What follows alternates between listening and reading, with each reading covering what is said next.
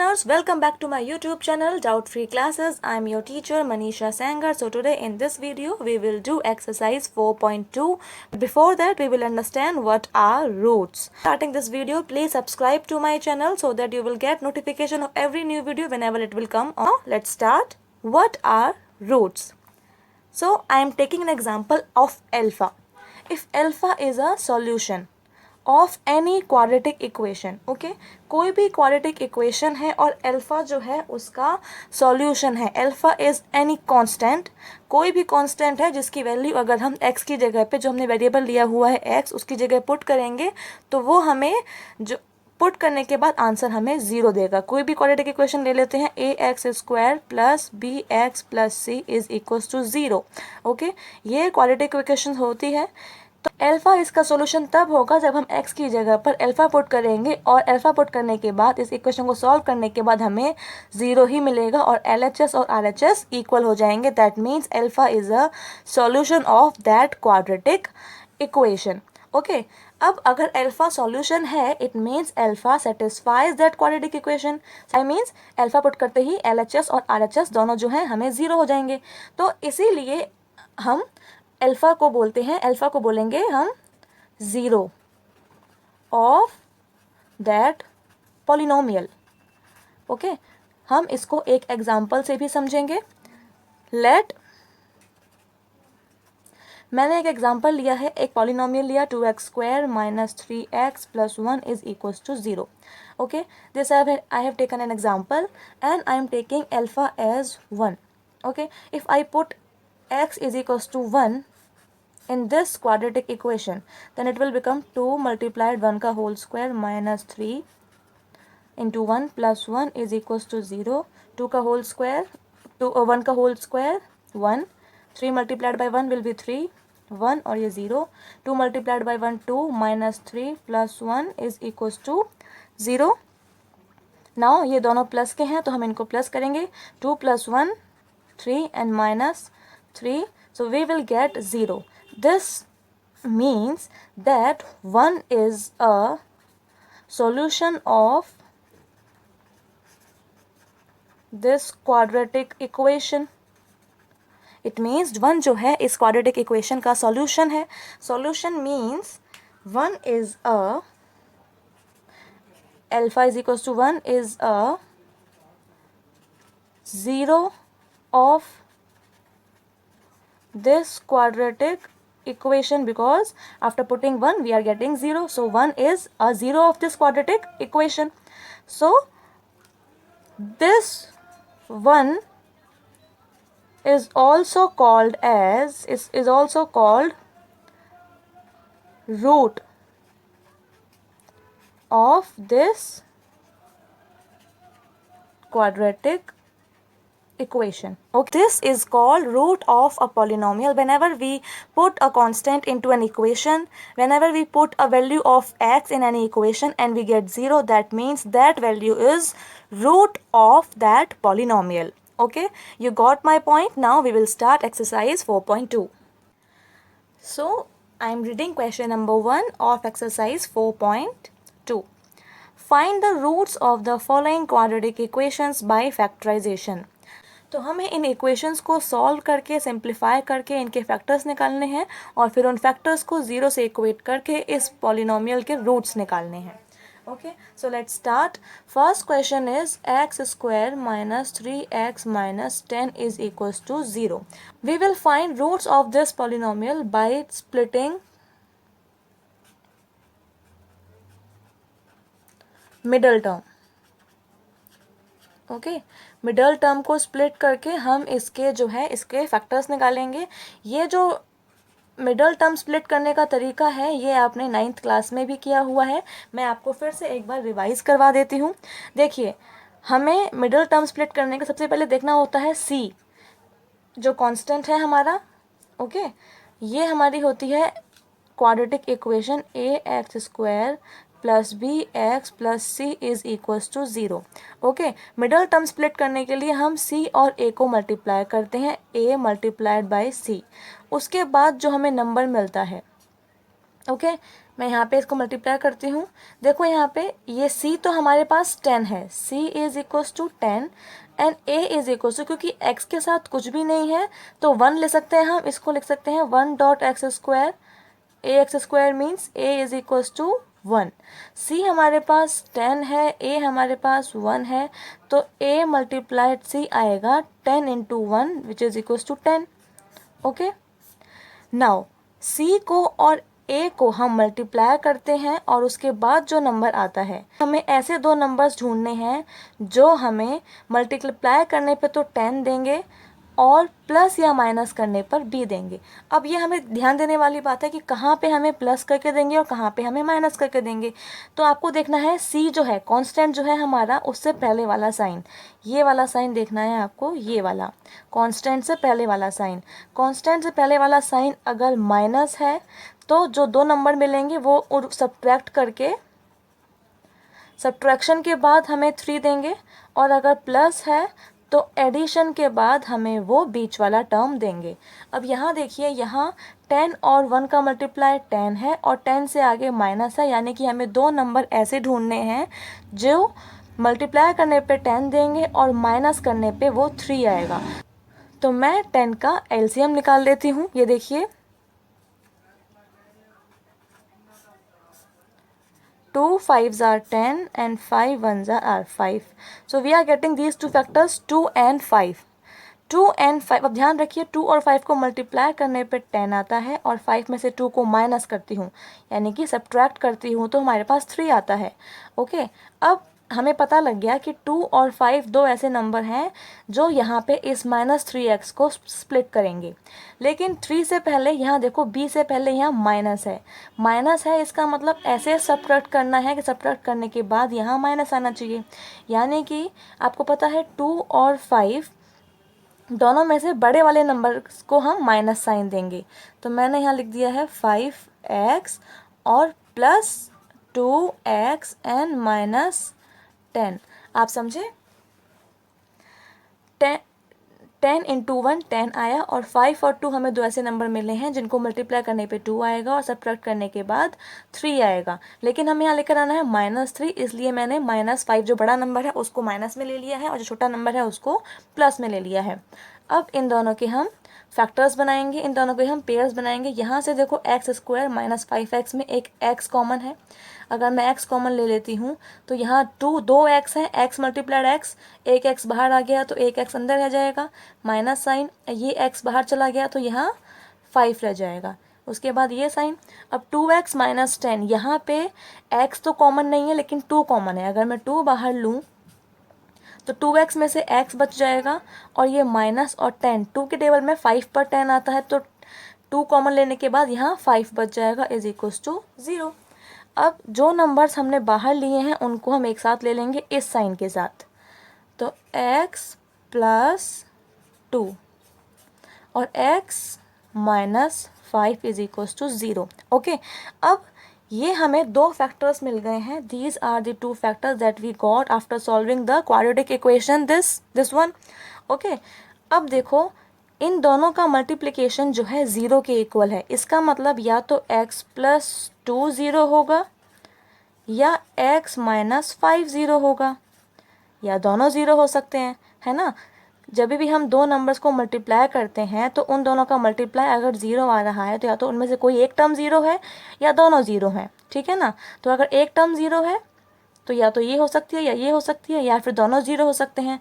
तो इससे हमें पता लग रहा है कि x की वैल्यू, अब ये x plus 2 is equals to 0 है तो प्लस 2 उधर जाके हो जाएगा -2, x की वैल्यू आ गई है -2 और यहाँ से हमारे पास आ रही है ये -5 इज इक्वल्स टू, उधर जाएगा तो x की वैल्यू आ जाएगी 5। तो these are the two roots of this quadratic equation. Now second question, again we will do this question by splitting its middle term, 2x square plus x minus 6 तो is equals to 0। सबसे पहले हम c को और a को multiply करेंगे तो c है 6 एंड जब हम मल्टीप्लाई करेंगे तब आपको माइनस और प्लस का ध्यान नहीं देना है, आपको बस टर्म्स पे ध्यान देना है, ठीक है, ये 6 है, ये 2 है, बस जब हम मल्टीप्लाई करेंगे तब हमें इनके आगे क्या साइन है या इसके आगे क्या साइन है उसका ध्यान नहीं देना है। This is 6, this is 2, multiply करके आया 12। अब हमें दो नंबर ऐसे ढूंढने हैं जो मल्टीप्लाई करने पे हमें 12 देंगे, और अब देखना है हमें साइन कांस्टेंट के आगे का। कांस्टेंट के आगे माइनस है, इसका मतलब हमें दो नंबर ऐसे ढूंढने हैं जो सब्ट्रैक्शन करने पर हमें 1 देंगे, क्योंकि इसका कांस्टेंट 1 है, बी का कांस्टेंट 1 है। तो 12 के हम फैक्टर्स ले लेते हैं। 2 6 ज़ा 12, 2 3 ज़ा 6, 3 1 ज़ा 3। अब देखिए ये है 2 2 ज़ा 4 और ये 3, एक फैक्टर आ रहा है 4 और एक फैक्टर आ गया है 3। 4 और 3 मल्टीप्लाई करने पे 12 होते हैं, और 4 में से 3 को हम सब्ट्रैक्ट करेंगे तो 1 आएगा। सब्ट्रैक्शन पे 1 आएगा, और आगे साइन प्लस है, तो अब हम यहाँ पे जो ग्रेटर नंबर है उसको प्लस में रखेंगे।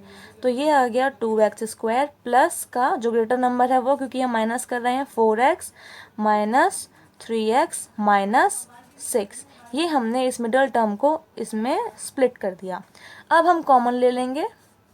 2x² प्लस 4x में हमें एक तो 2 कॉमन मिल रहा है और एक x कॉमन मिल रहा है। यहाँ बचेगा 2 भी बाहर आ गया, एक x भी बाहर आ गया। अब यहाँ पे एक x बचेगा, x बाहर आ गया है ऑलरेडी, तो यहाँ 2 2 ज़ा 4 बचेगा, 2 बचेगा। नाउ माइनस कॉमन ले लिया क्योंकि मैंने बाहर।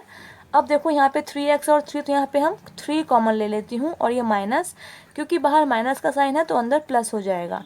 तो यहाँ 3x में से सिर्फ x बचेगा, और ये माइनस का साइन है तो ये माइनस का प्लस हो जाएगा। और जब हमने 3 कॉमन लिया है तो 6 का बच जाएगा, 3 2 ज़ा 6। अब जो नंबर्स बाहर लिए थे उनको हम एक ब्रैकेट में लिख लेंगे इस साइन के साथ। ध्यान रखिए आपका क्वेश्चन सही है या नहीं सही, आप सही डायरेक्शन में क्वेश्चन सॉल्व कर रहे हो या नहीं, इसका चेक करने का तरीका ये है कि आपके जो कॉमन लेने के बाद जो ये जो दोनों ब्रैकेट्स में जो नंबर आने चाहिए ये बिल्कुल सेम होने चाहिए, तभी हम लोग जो है इसके आगे फैक्टराइजेशन कर पाएंगे। Now this has become 0। तो अगेन इन दोनों का प्रोडक्ट अगर 0 है तो या तो 2x माइनस 3 0 है या x प्लस 2 0 है। अगर ये 0 है तो हम पहले हम 3 को लेके जाएंगे, तो -3 will become 3 2x and then x is equals to 3 के नीचे 2। तो एक तो हमारा ये रूट आ गया फर्स्ट, दूसरा x plus 2 is equals to 0, तो इज इक्वल्स टू के उधर जाएंगे तो एक हमारा रूट ये आ गया सेकेंड रूट। तो ये हमारे रूट्स हो गए, roots of the polynomial, roots of polynomial are 3/2 and -2. Now we have come on third part. Okay, now in this equation we are having √2 in constant or at place of c and at place of a. So we will multiply these things. Okay, here we can see c is 5√2 and a is √2. After multiplying 5√2 multiplied by √2, आपको पता है जब भी दो root same multiply होते हैं तो वो स्क्वायर √2 का स्क्वायर 2 होता है ना, तो दिस विल बिकम 10। अब आपको पता लग गया कि दोनों को मल्टीप्लाई करने के बाद 10 आ रहा है और कांस्टेंट से पहले प्लस है, कांस्टेंट से पहले प्लस का साइन है। इट मीन्स हमें दो नंबर ऐसे ढूंढने हैं जो मल्टीप्लाई करने पे 10 देंगे और प्लस करने पे 7। तो 5 और 2 यही दो नंबर हमें मिल रहे हैं कि इनको मल्टीप्लाई करेंगे तो 10 आएगा और प्लस करने पे 7। तो हम इसको खोल लेते हैं √2x², क्योंकि प्लस करना है तो 5x plus 2x plus 5√2 is equals to 0। अब ज़रा देखो ध्यान से, मैंने ये 5x पहले लिखा है और 2x पहले लिखा है, लेकिन अगर मैं इन दोनों में से कुछ कॉमन लूँ तो हमें कुछ भी नहीं मिल रहा है, इसमें भी मुझे कुछ भी कॉमन नहीं मिल रहा। तो मैं 5 को यहाँ लिख लेती हूँ और 2 को यहाँ लिख लेती हूँ, क्योंकि दोनों प्लस में है तो हम कैसे भी लिख सकते हैं। √2x² plus 2x plus 5x plus 5√2 is equals to 0। Okay, now √2 और 2 में से √2 और x² और x में से एक x कॉमन आ गया है, तो यहाँ बचेगा रूट 2 का 1 और एक्स स्क्वायर का x, और ये रूट 2 कॉमन लिया है तो यहाँ 2 में से रूट 2 बच जाएगा। ओके, अब यहाँ भी 5x है और 5 रूट 2, तो मैं 5 कॉमन ले लेती हूँ। 5x में से 5 कॉमन आया तो यहाँ x बचेगा और यहाँ 5 बाहर आ गया तो ये आ जाएगा रूट 2। नाउ अब जो बाहर थे हम उनको ले लेंगे एक ब्रैकेट में, रूट 2x प्लस 5 और x प्लस रूट 2। मैंने आपको बताया था कि क्वेश्चन आपका सही है कि नहीं है, उसके लिए आपको चेक करना है कि जो कॉमन लेने के बाद जो ब्रैकेट्स आए हैं वो आपके सेम होने चाहिए, है ना। तो अब root 2x plus 5 is equals to अगर 0 होगा तो x इज इक्वल्स टू -5 और ये रूट 2 आ जाएगा नीचे डिवीजन में। और ये अगर x प्लस रूट 2 अगर 0 है तो x इज इक्वल्स टू -√2, ये आ जाएगा। तो हमारे जो आ जाएंगे roots of the polynomial, roots of the polynomial वो आ गए हैं -5/√2 और -√2। Now we have come on our fourth part. Fourth part is 2x square minus x plus 1/8 is equals to 0। अब यहाँ एक खास बात जो नोटिस करने की है वो ये है कि जो हमारा c जो है, जो हमारा कांस्टेंट है c, वो फ्रैक्शन की फॉर्म में है, 1/8 की फॉर्म है। तो यहाँ हमें c और a को मल्टीप्लाई करेंगे तो a और c को मल्टीप्लाई करने के बाद हमें मिलेगा 1/4। लेकिन हमें ऐसा नंबर ढूंढने में कि जिसका मल्टीप्लिकेशन 1/4 हो और प्लस करने पे वो हमें 1 दे, उसको ढूंढने में हमें थोड़ी प्रॉब्लम हो सकती है। तो इसके सॉल्यूशन के लिए मैं आपको बताती हूँ कि कैसे हम ऐसे क्वेश्चन को सॉल्व कर सकते हैं।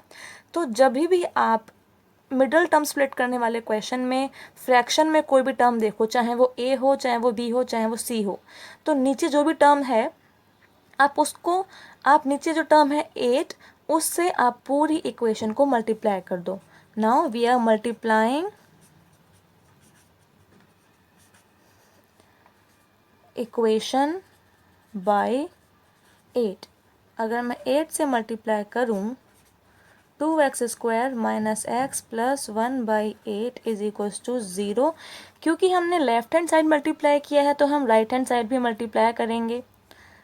ये 0 का 0 हो जाएगा, ये हो जाएगा 8 मल्टीप्लाइड बाई 2x स्क्वायर, ये हो जाएगा 8 और x, और ये हो जाएगा 8 मल्टीप्लाइड बाई 1/8।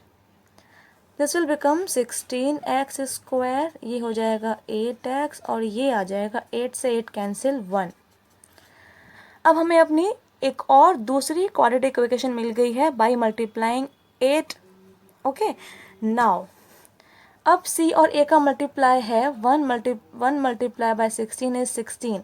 अब हमें दो ऐसे नंबर्स चाहिए जिनका मल्टीप्लिकेशन 16 हो और c के बाद प्लस का साइन है, तो प्लस करने पे वो हमें 8 दें। तो 4 मल्टीप्लाइड बाई 4 इज 16 और 4 को हम प्लस करेंगे तो हमें 8 मिलेगा। क्योंकि 8 से पहले माइनस का साइन है और हमें प्लस करना है तो हम दोनों नंबर्स को माइनस में रखेंगे, क्योंकि माइनस माइनस प्लस होता है और साइन माइनस का आता है। अब हम इसमें से और इसमें से कॉमन ले लेंगे। इसमें और इसमें कॉमन है 4 and x। एक 4 ले लिया तो 16, 4 4 16 और एक x आ गया तो यहाँ x बचेगा। ये पूरा 4x बाहर आ गया तो यहाँ 1। इन दोनों में कुछ भी कॉमन नहीं है तो मैं 1 कॉमन ले लूँगी और यहाँ आ जाए, क्योंकि बाहर माइनस है तो ये अंदर आ जाएगा माइनस।